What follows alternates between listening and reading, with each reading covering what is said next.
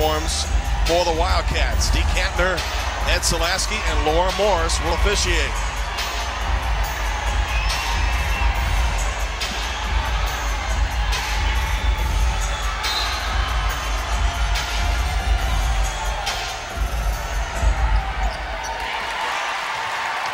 Kentucky, they're going to start off in their traditional man-to-man D, and that's exactly what they do. They force a lot of turnovers. That's turnover number 350 for the year for Kentucky. The matchup to keep an eye on this end will be Brittany Mallory, Notre Dame's defensive stopper, starting on the freshman all-star Bria Goss. Mallory is 22, and Goss is number 13.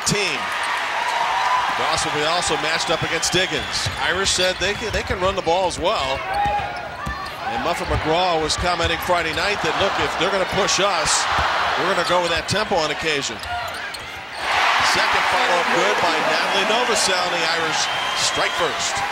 It's huge for Notre Dame to get on the boards, especially offensively, as they now force a turnover. But if they can score, they automatically create a dead ball situation where Kentucky cannot get that ball and push in transition.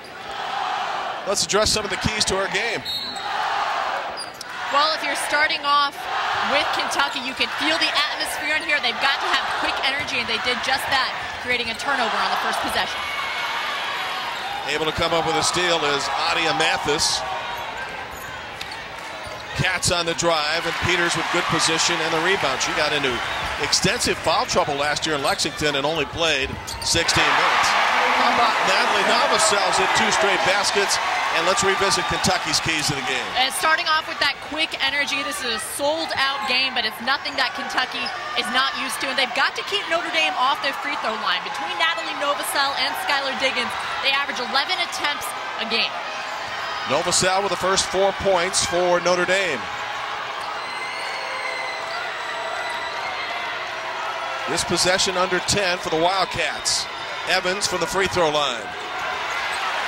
How about Notre Dame? What's important to the Irish? Rebound. Kentucky is a great offensive and defensive rebounding team.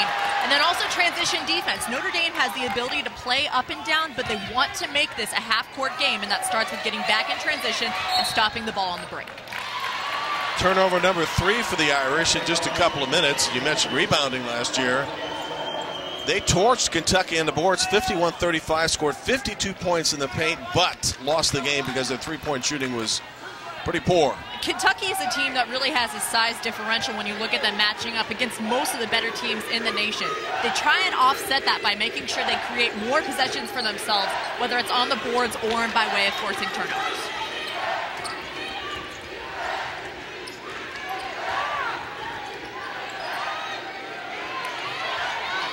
Shot clock to 5. Smith to Drake. First basket and first points of the game for the Wildcats. I think that's a really good no call by the officials. Kayla McMurray did a good job of making sure she was outside of the charge circle, but there really wasn't a charge, nor was there a block on that play. By the way, Muffet disagrees. Here comes Evans the other way. Missed the layup. And still in the first 2.5 minutes, Abby, 4 Notre Dame turnovers. And we saw their execution in the half court when they do get a chance to score. They are very, very efficient. When you take a look at Notre Dame, they're second in the Big East in assists per game. They move the ball really well and set each other up. They just have to make sure they still have those opportunities. Mallory, Diggins, open lane to the basket by Kayla McBride, who had 19 against Marquette. Irish 6-2. Shot blocked by Peters. The Irish are going to run. Peters on the other end.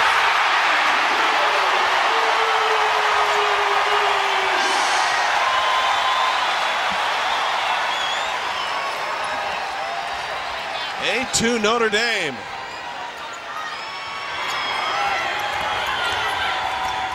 Good dish inside, but Mathis missed it. She'll get a second try, and 5'9" out of Mathis. Able to lay it in.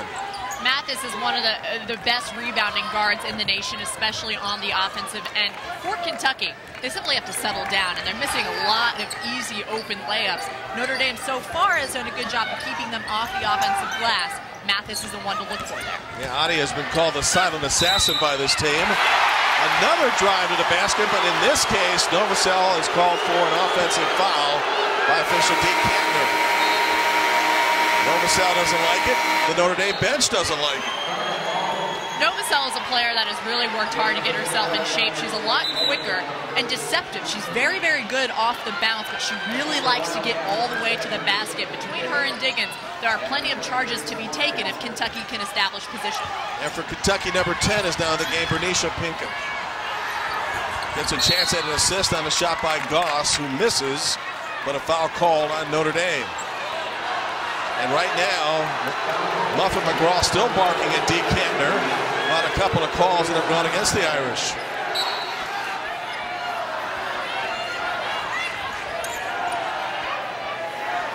Trying to get things settled on the court right now. Amber Smith, this is what she brings to Kentucky. She was out last season and she's a senior guard who really has the ability to calm her team down, especially in an environment like this. It is Kentucky's first true road test, only their second of the season. She was a key factor last year, or 2 years ago, when the team went to the Elite Eight. Smith with a basket, 8-6. Kentucky closes within 2. And a foul on 32, Castine Evans. Novosel got the first 2 baskets of the game. Notre Dame has a 2-point lead.